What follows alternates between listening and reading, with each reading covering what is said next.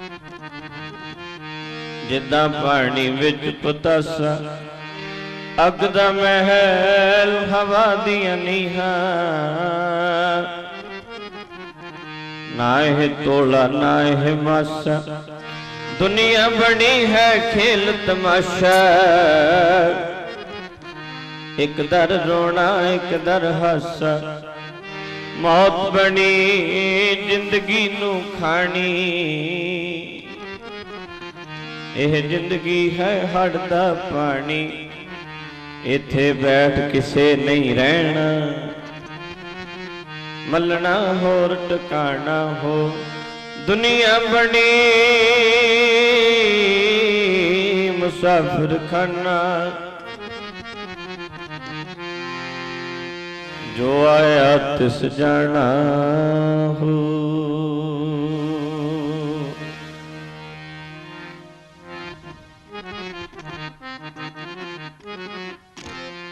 परदेसन मेरी जिंदड़ीए असली साडा ये देश नहीं असी इत्थे परदेसी आए ये बगाना इनू एक दिन छड्ड के जाना पैना जिन्नू असी अपना देश समझी बैठे असली नहीं साडा। परदेसन मेरी जिंदड़ीए गीत साहिब दे गाउंदी रो परदेसन मेरी जिंदड़ीए गीत साहिब दे गाउंदी रो मेरी जिंदड़ीए परदेसन मेरी जिंदड़ीए गीत साहिब दे गाउंदी रो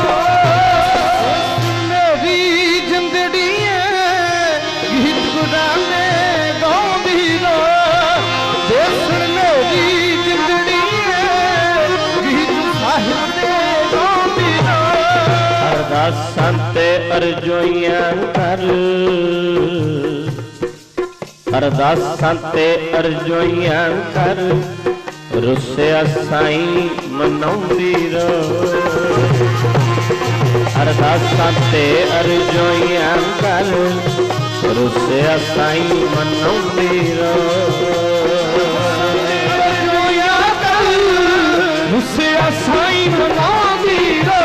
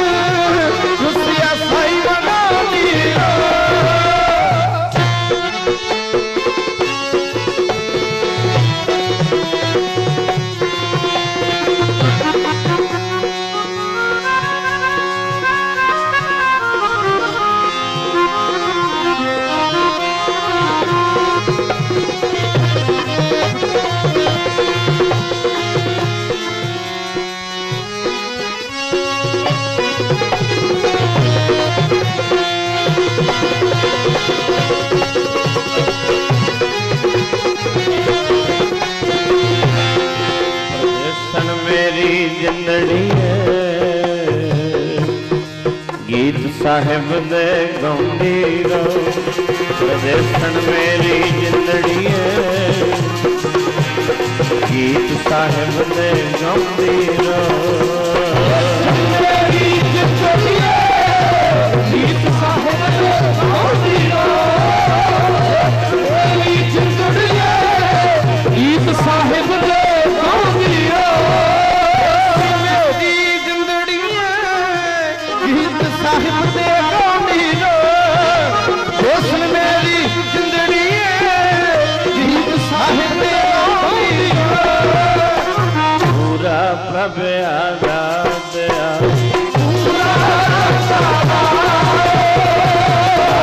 पूरा पाया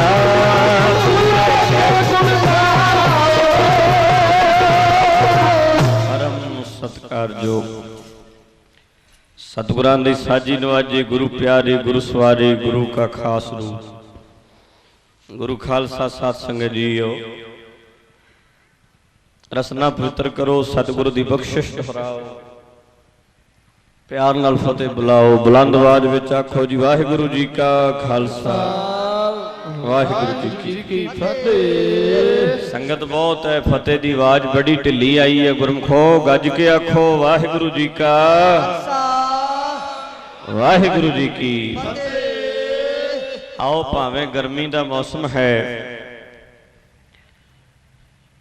ਕਾਫੀ ਗਰਮੀ ਪੈ ਰਹੀ ਹੈ, ਸੰਗਤ ਦਾ ਇਕੱਠ ਜ਼ਿਆਦਾ ਹੋਣ ਕਰਕੇ ਥਾਂ ਥੋੜਾ ਹੈ, ਪਰ ਕੋਈ ਨਹੀਂ। ਸੱਚੇ ਪਾਤਸ਼ਾਹ ਜੀ ਦਾ ਬਚਨ ਹੈ, ਸੰਗਤ ਵਿੱਚ ਆਉਣ ਕਰਕੇ ਮਨ ਨੂੰ ਸੀਤਲਤਾ ਮਿਲਦੀ ਹੈ, ਮਨ ਨੂੰ ਠੰਡ ਸੰਗਤ ਵਿੱਚ ਪੈਂਦੀ ਹੈ। ਨਹਿ ਸੀਤਲੰਗ ਬਾਵਨ ਚੰਦਨ ਹੈ, ਨਹਿ ਸੀਤਲੰਗ ਚੰਦਰ ਦੇਵਹਿ, ਨਹਿ ਸੀਤਲੰਗ ਬਾਵਨ ਚੰਦਨ ਹੈ, ਨਹਿ ਸੀਤਲੰਗ ਸੀਤ ਰੁਤੇਨ, ਨਾਨਕ ਸੀਤਲੰਗ ਸਾਧ ਸਵਜਨ ਹੈ। ਚੰਦਰਮਾ ਦੀ ਰੌਸ਼ਨੀ ਨੂੰ ਠੰਡਾ ਮੰਨਿਆ, ਕਹਿੰਦੇ ਇਹ ਇੰਨਾ ਠੰਡਾ ਨਹੀਂ। ਚੰਦਨ ਨੂੰ ਦੁਨੀਆ ਠੰਡਾ ਮੰਨਦੀ ਹੈ, ਇਹ ਵੀ ਇੰਨਾ ਠੰਡਾ ਨਹੀਂ। ਸਰਦੀ ਦੀ ਰੁੱਤ ਨੂੰ ਠੰਡਾ ਮੰਨਿਆ, ਮਹਾਰਾਜ ਸਾਹਿਬ ਕਹਿੰਦੇ ਇਹ ਵੀ ਇੰਨੀ ਠੰਡੀ ਨਹੀਂ। ਫਿਰ ਸਤਿਗੁਰਾਂ ਨੂੰ ਪੁੱਛਿਆ, ਮਹਾਰਾਜ ਦੱਸੋ ਠੰਡ ਹੈ ਕਿੱਥੇ? ਮਹਾਰਾਜ ਸਾਹਿਬ ਕਹਿੰਦੇ ਨਾਨਕ ਸੀਤਲੰਗ ਸਾਧ ਸਵਜਨ ਹੈ। ਜੇ ਸੀਤਲਤਾ ਹੈ, ਜੇ ਸ਼ਾਂਤੀ ਹੈ, ਜੇ ਆਨੰਦ ਹੈ, ਜੇ ਠੰਡ ਹੈ, ਜੇ ਪੀਸ ਆਫ ਮਾਈਂਡ ਪ੍ਰਾਪਤ ਹੁੰਦਾ ਹੈ, ਤੇ ਕੇਵਲ ਗੁਰਮੁਖਾਂ ਦੀ ਸਾਧਨਾ ਕਰਨ ਵਾਲਿਆਂ ਦੀ ਸੰਗਤ ਵਿੱਚ ਆ ਕੇ ਮਨ ਬਿਰਤੀਆਂ ਨੂੰ ਇਕਾਗਰ ਕਰਕੇ ਬੈਠੋ। ਆਪ ਜੀ ਨੇ ਮੇਰੇ ਤੋਂ ਪਹਿਲਾਂ ਸਰਵਣ ਕੀਤਾ ਕਿ ਵਿਧੀ ਚੰਦ ਦਾ ਜ਼ਿਕਰ ਆਪ ਜੀ ਸੁਣ ਰਹੇ ਸੋ। ਗੁਰਮੁਖਾਂ ਪਾਸੋਂ ਚੋਰ ਨੂੰ ਸਾਧੂ ਦੀ ਸੰਗਤ ਮਿਲਦੀ ਹੈ। ਇੰਨੇ ਕਹਿੰਦੇ ਢੰਗ ਆਉਂਦੇ ਸੀ ਵਿਧੀ ਚੰਦ ਨੂੰ ਚੋਰੀ ਦੇ, ਉਹਦਿਆਂ ਸਾਥੀਆਂ ਨੇ ਉਹਦਾ ਨਾਂ ਵਿਧੀ ਚੰਦ ਰੱਖ ਦਿੱਤਾ ਸੀ। ਤਰੀਕੇ ਬੜੇ ਆਉਂਦੇ ਸੀ, ਇਹੋ ਜੀਆਂ ਵਿਧੀਆਂ ਕੱਢ ਲੈਂਦਾ ਸੀ ਚੋਰੀ ਦੀਆਂ ਕਿ ਵੇਖਣ ਵਾਲੇ ਹੈਰਾਨ ਹੋ ਜਾਂਦੇ ਸੀ। ਇਸੇ ਕਰਕੇ ਉਹਦੇ ਸਾਥੀਆਂ ਨੇ ਨਾਂ ਹੀ ਉਹਦਾ ਵਿਧੀ ਚੰਦ ਪਕਾ ਦਿੱਤਾ ਸੀ, ਪੱਕਾ ਹੀ। ਇਹ ਵਿਧੀ ਚੰਦ ਹੈ, ਵਿਧੀਆਂ ਬੜੀਆਂ ਜਾਣਦਾ ਚੋਰੀ ਦੀਆਂ। ਹੁਣ ਕਈਆਂ ਨੂੰ ਕਈ ਕੰਮਾਂ ਵਿੱਚ ਹੁਨਰ ਪ੍ਰਾਪਤ ਹੁੰਦਾ ਹੈ।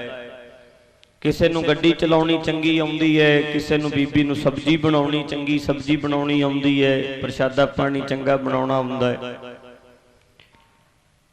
ਆਪਣੇ ਆਪਣੇ ਸ਼ੌਂਕ ਹੁੰਦੇ ਨੇ।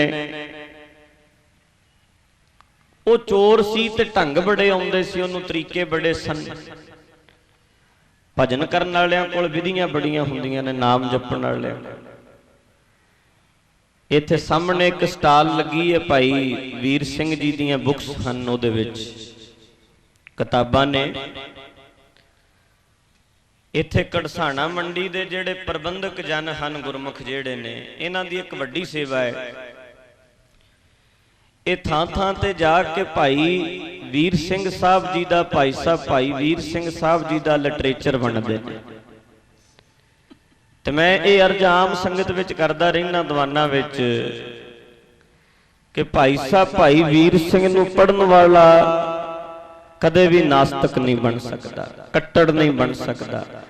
ਭਾਈ ਸਾਹਿਬ ਭਾਈ ਵੀਰ ਸਿੰਘ ਨੂੰ ਪੜ੍ਹਨ ਵਾਲਾ ਗੁਰਮੁਖ ਹੋਏਗਾ। ਭਾਈ ਸਾਹਿਬ ਭਾਈ ਵੀਰ ਸਿੰਘ ਨੂੰ ਪੜ੍ਹਨ ਵਾਲਾ ਰੰਗਿਆ ਹੋਇਆ ਹੋਏਗਾ। ਭਾਈ ਵੀਰ ਸਿੰਘ ਦੇ ਪਾਠਕ ਬਣੋ ਜੇ ਆਪਣਾ ਜੀਵਨ ਬਣਾਉਣਾ, ਕਿਉਂਕਿ ਲਖਾਰੀ ਜਿਹਨੂੰ ਅਸੀਂ ਜ਼ਿਆਦਾ ਪੜਾਂਗੇ ਉਹ ਸਾਡੇ ਸਿਰ ਚੜ੍ਹ ਕੇ ਬੋਲੇਗਾ। ਜਿਸ ਪ੍ਰਚਾਰਕ ਨੂੰ ਤੁਸੀਂ ਜ਼ਿਆਦਾ ਸੁਣੋਗੇ ਉਹ ਤੁਹਾਡੇ ਸਿਰ ਚੜ੍ਹ ਕੇ ਬੋਲਣ ਲੱਗ ਪਏਗਾ। ਉਹਦੇ ਹਾਵ ਭਾਵ ਵੀ ਸਾਡੇ ਚ ਆਉਣੇ ਸ਼ੁਰੂ ਹੋ ਜਾਂਦੇ ਨੇ। ਅਸਰ ਇੰਨਾ ਕਬੂਲ ਲੈਂਦੇ ਆ ਕਈ ਵਾਰੀ। ਭਾਈ ਵੀਰ ਸਿੰਘ ਜੀ ਨੂੰ ਪੜ੍ਹਦੇ ਜਾਓਗੇ ਤੁਹਾਨੂੰ ਪਤਾ ਹੀ ਨਹੀਂ ਲੱਗਣਾ ਕਦੋਂ ਉਹਨਾਂ ਨੇ ਤੁਹਾਨੂੰ ਗੁਰਮੁਖ ਬਣਾ ਦੇਣਾ। ਪੜ੍ਹਨਾ ਵੀ ਤੇ ਸੰਗਤ ਕਰਨੀ ਵੀ ਹੁੰਦੀ ਹੈ। ਜਿਵੇਂ ਆਪਾਂ ਹੁਣ ਬੈਠੇ ਆ, ਮੈਂ ਬੋਲ ਰਿਹਾ, ਆਪਾਂ ਸਾਰੇ ਰਲ ਮਿਲ ਕੇ ਸੁਣ ਰਹੇ ਹਾਂ, ਇਹ ਸੰਗਤ ਕਰਨੀ ਹੈ। ਜਿਸ ਵਕਤੇ ਨੂੰ ਤੁਸੀਂ ਸੁਣਦੇ ਹੋ ਜਾਂ ਕੋਈ ਲਿਖਤ ਪੜ੍ਹਦੇ ਹੋ ਤੇ ਇਹ ਸਮਝ ਲਓ ਵੀ ਤੁਸੀਂ ਉਹਦੇ ਕੋਲ ਬਹਿ ਕੇ ਉਹਦੀਆਂ ਗੱਲਾਂ ਸੁਣ ਰਹੇ ਹੋ। ਇਹ ਸੰਗਤ ਕਰਨੀ ਹੋਈ ਹੈ। ਬਾਬਾ ਅਤਰ ਸਿੰਘ ਜੀ ਮਸਤਵਾਣੇ ਵਾਲਿਆਂ ਦੇ ਜੇ ਦਰਸ਼ਨ ਨਹੀਂ ਕੀਤੇ ਤੇ ਉਹਨਾਂ ਦਾ ਜੀਵਨ ਪੜੋ, ਉਹਨਾਂ ਦੀ ਸੰਗਤ ਕਰਨ ਦੇ ਬਰਾਬਰ ਹੀ ਹੈ।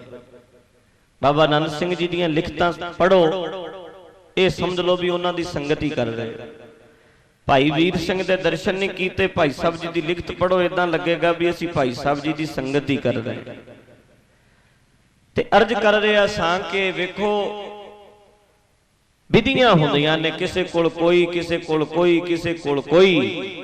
ਔਰ ਭਾਈ ਸਾਹਿਬ ਭਾਈ ਵੀਰ ਸਿੰਘ ਜੀ ਨੇ ਨਾਮ ਜਪਣ ਦੀਆਂ, ਭਜਨ ਕਰਨ ਦੀਆਂ ਜਿੰਨੀਆਂ ਜੁਗਤੀਆਂ ਦਸੀਆਂ ਨੇ ਉਹ ਹੋਰ ਕੋਈ ਲਿਖਾਰੀ ਨੇ ਦਸੀਆਂ ਹੀ ਨਹੀਂ। ਜਿਹੜੀ ਗੱਲ ਅੰਦਰ ਦੀ ਉਹ ਕਰ ਗਏ ਭਾਈ ਸਾਹਿਬ ਭਾਈ ਵੀਰ ਸਿੰਘ ਜੀ, ਉਹ ਹੋਰ ਨਹੀਂ ਕੋਈ ਕਰ ਸਕਿਆ। ਪ੍ਰੇਮ ਦੀ ਬਾਤ ਜੇ ਪੜ੍ਹਨੀ ਹੈ ਤੇ ਭਾਈ ਵੀਰ ਸਿੰਘ ਨੂੰ ਪੜ੍ਹੋ। ਗੁਰੂ ਸਾਹਿਬ ਜੀ ਦੇ ਅਚਰਜ ਕੌਤਕ ਜੇ ਪੜ੍ਹਨੇ ਨੇ ਤੇ ਭਾਈ ਵੀਰ ਸਿੰਘ ਨੂੰ ਪੜ੍ਹੋ। ਕਲਗੀਧਰ ਜੀ ਦੇ ਅਲੌਕਿਕ ਚੋਜ ਖੇਡਾਂ ਵੇਖਣੀਆਂ ਨੇ ਤੇ ਕਲਗੀਧਰ ਚਮਤਕਾਰ ਪੜ੍ਹੋ।